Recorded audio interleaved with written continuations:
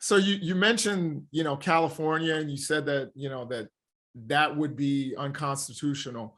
Um, I'm wondering what your opinion is on ghost guns, on people being able to buy, gun parts from different places and make guns without serial numbers. Like, doesn't that, I mean, as a person who's pro 2A, Right. I still think that that makes us a whole lot less safe. And so I would, if you're talking about protecting lives, which is what your bill is about, why would you be against someone doing the exact same thing to prevent the construction of ghost guns that don't have serial numbers?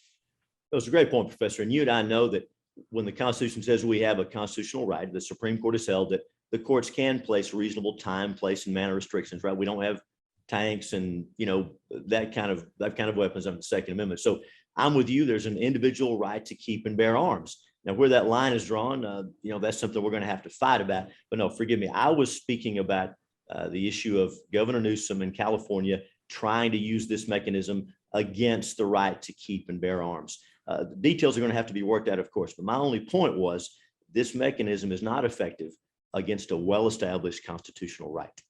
Right. So I just want to make clear, we're in agreement there about the ghost guns, and the fact that the word regulated is actually in the Second Amendment, that there can be regulations to gun ownership.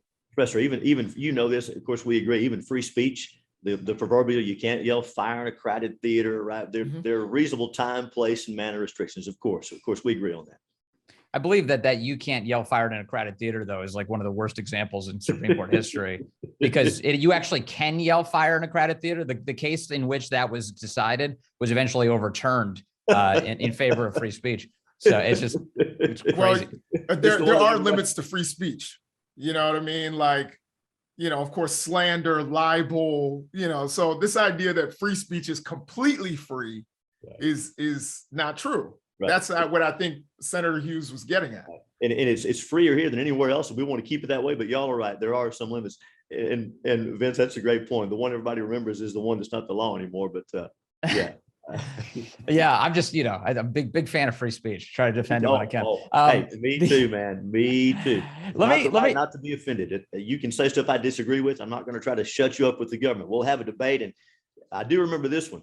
The answer to bad speech is more speech, not enforced silence, right? That's right. I'm with you. Free speech is king. That's totally right.